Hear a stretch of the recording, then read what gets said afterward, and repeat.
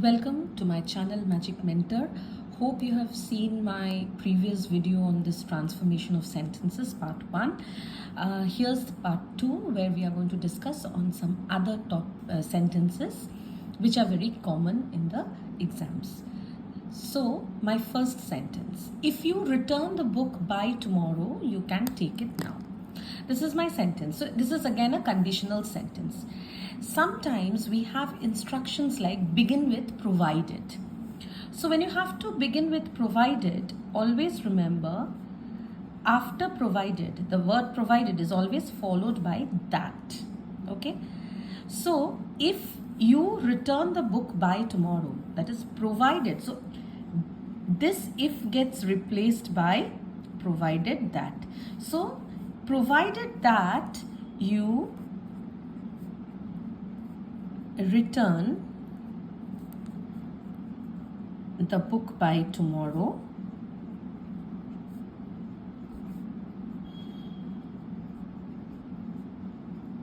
comma, you can take it now.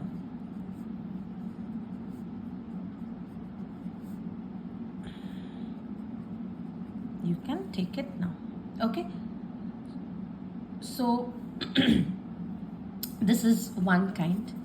Next, suppose you have a sentence like anything starting with in spite of. Okay. Now always remember, the first thing that you have to remember, the word is in spite and then we have of. It is never in spite together. So there are many people who write like this, in spite. This is a wrong English. You'll have to write in spite of. So suppose if I write in spite of being rich, he was a miser.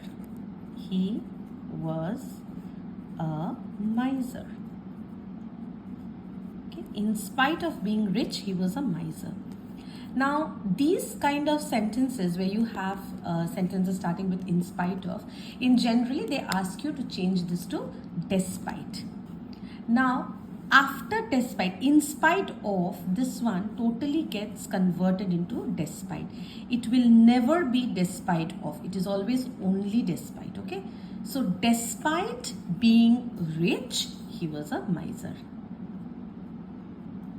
Despite being rich, he was a miser.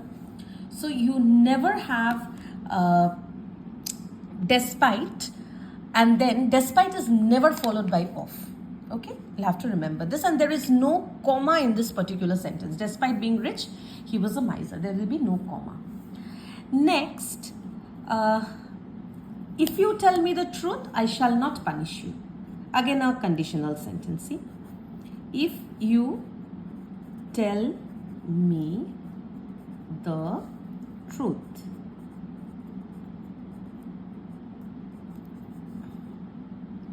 comma, I shall not punish you.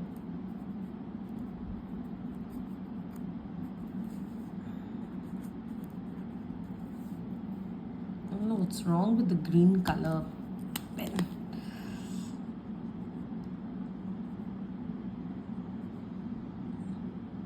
I shall not punish you. Now, I told you earlier that if the sentence starts with if not, so suppose you have to use unless here. Okay, so we know if there is if not, then it becomes unless. That if you tell me the truth, I shall not punish you.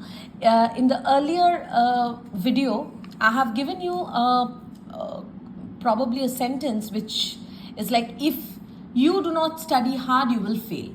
So in that case, we have if you do not study hard. So if not is both here. So unless you study hard. But in this case, you see, it's a positive thing. This part is positive. The conditional sentence, if you tell me the truth, this condition is a positive condition. I shall not punish you. This is negative. This is okay. But this particular part is positive. So when I change it, now what will be the answer?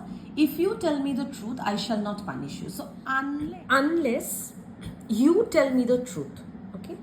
Unless you tell me the truth,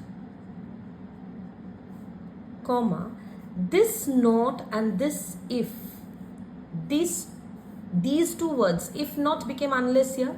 So unless you tell me the truth, now this portion that was negative will now change to positive, right?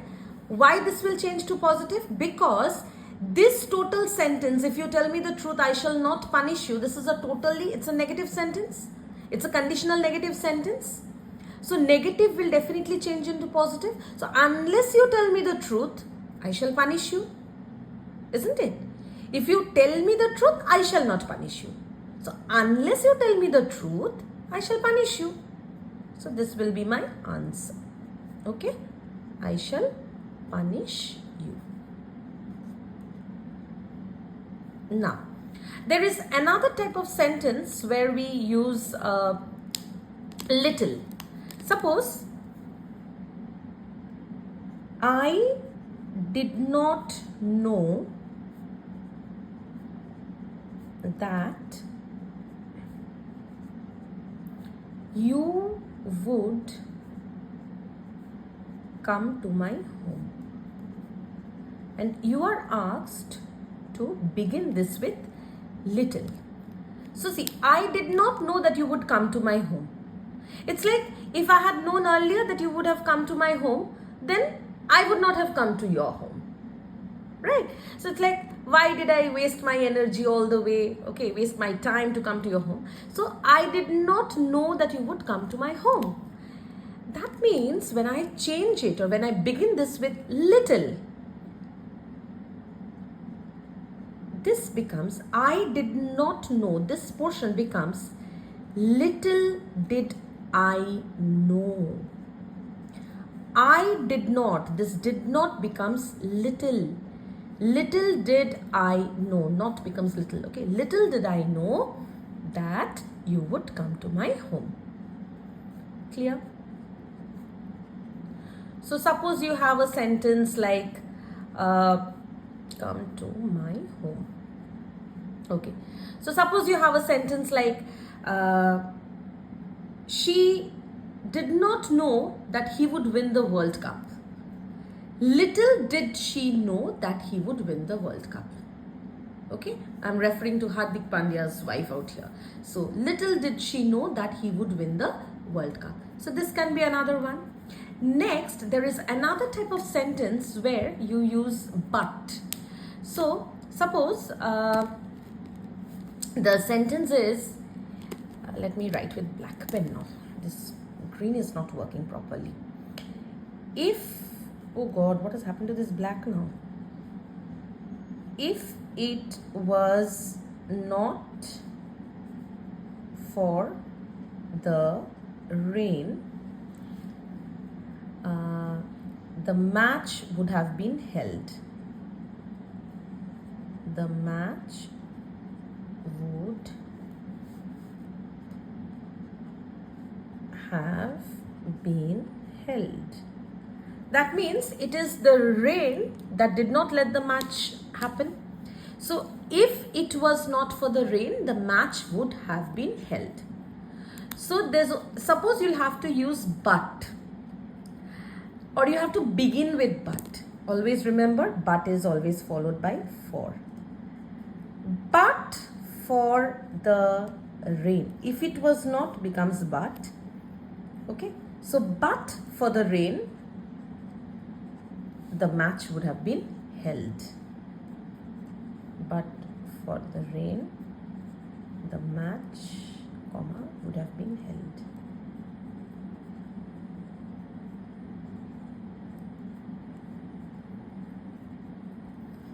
But for the rain, the match would have been held. So in this kind of sentences, you see, it's again, if it was, it's also in a conditional sentence.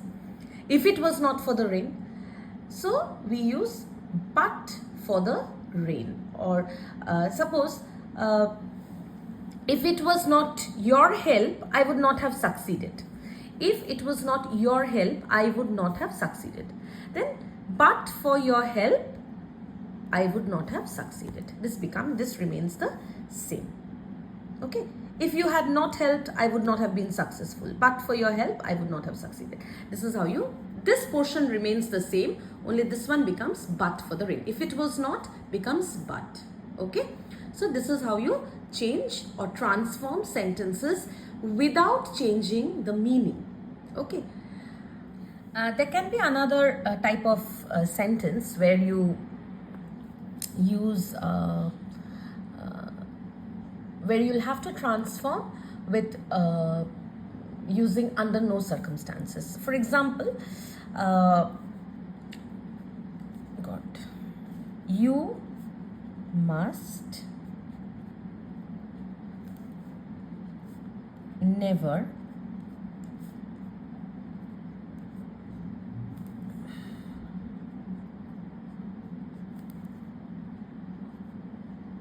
belittle anyone.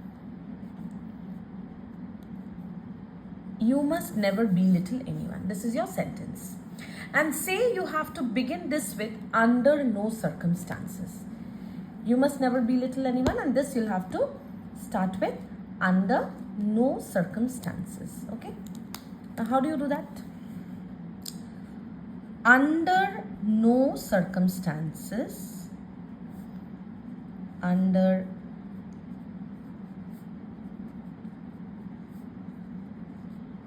no circumstances.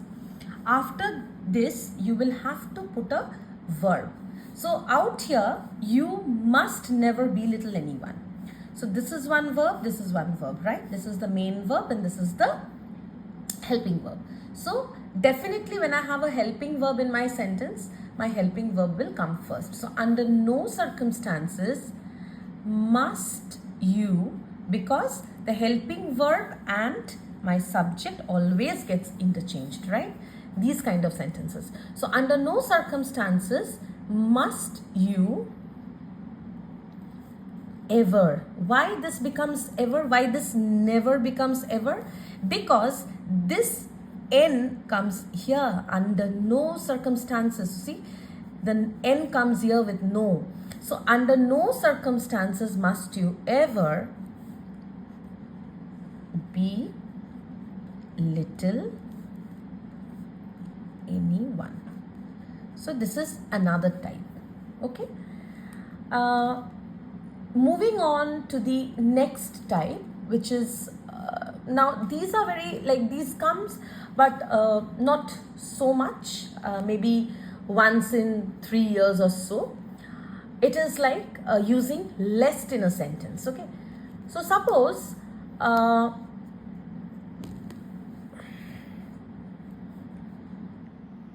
So you have a sentence, put away all your toys from the floor, else someone might fall. And say you have to use the word lest. Now, always remember, lest is always followed by should. Okay. And there will be no comma in the sentences which has lest in it. Okay. So lest meaning what? Lest meaning something should be prevented. So we use lest when we want something to be prevented. So we want to prevent someone from falling. So put away all your toys from the floor, else someone might fall. Now when you change this one will be lest someone should fall, because lest is always followed by should. Okay. So put away all your toys from the floor.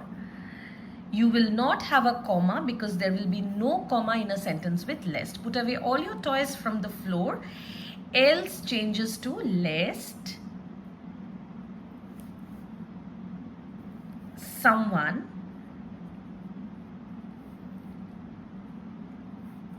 should fall. this might changes to should, because lest is always followed by should. This is how you frame these kind of sentences. Okay, so now you know how you do this. Okay, there is another one, say another type of sentences where he was ill and so he did not come to office. Okay, suppose he was ill and so he did not come to his office. Come to the office. So he did not come to the office. Okay. He was ill and so he did not come to the office. Full stop. Now, in this particular sentence, we will have to use owing. Whenever we use owing, we will always have, it's no owing to. Owing to what? Why did he not come to the office? He did not come to the office. Why? Because he was ill. So owing to answers my because part. So owing to he was ill will not be the sentence. So owing to his illness. Owing to his illness, comma, he did not come to the office. Clear? Why he did not come to the office? Because owing to his illness, he did not come to the office. This is another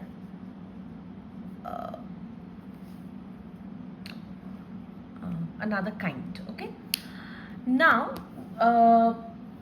we have certain sentences like although, you know, where you have to change although to however. So like the sentence is, although he is rich, he is unhappy. Although.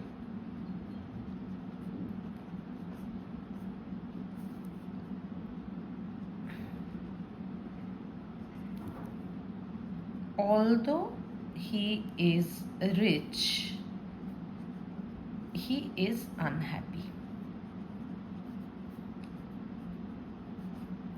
Bawajud, है ना? We say, although he is rich, he is unhappy. Now, you'll have to change this to however. Always remember, with although, we never use yet. No, some of you make this mistake that although he is rich, he is, or yet he is unhappy. This is a common mistake that we find in like papers. That is, although he is rich, yet he is unhappy. Please do not use yet with although. Okay, so although he is rich, he is unhappy. Suppose I'll have to use however. Now remember, in however is always followed by an adjective or adverb. Okay, so now here, what do I have any adjectives or adverbs in this sentence? Yes, I do have. One is rich, other is unhappy. These are all adjectives, right? So however rich he may be, this is becomes may be. Okay, however rich he may be, he is unhappy. He is unhappy. Had this been was, although he was rich, he was unhappy, this would have been, however rich he might be, he was unhappy. Okay, so is would change to, if this changes to was, then this may will change to might, and this is will change to was as well, because this one was also was. So although he was rich, he was unhappy, however rich he might be, he was unhappy. This would be the sentence. Clear? If it is although he is rich, he is unhappy, however rich he may be, because however is always followed by an adjective or an adverb. So however rich he may be, he is unhappy. We don't say he is still unhappy. No. We don't say however rich he may be, yet he is unhappy. No. We don't use these kind of words with however or although. No yet with however or although. Clear? So this is another type of sentence. In this particular sentence, the one that I did before, that is, in spite of being rich, he was a miser. I told you, no, the sentence. So if you have to start it with though, what would that be? In spite of being rich, he was a miser. So though he was rich, he was a miser. This is the only thing you can do. Okay.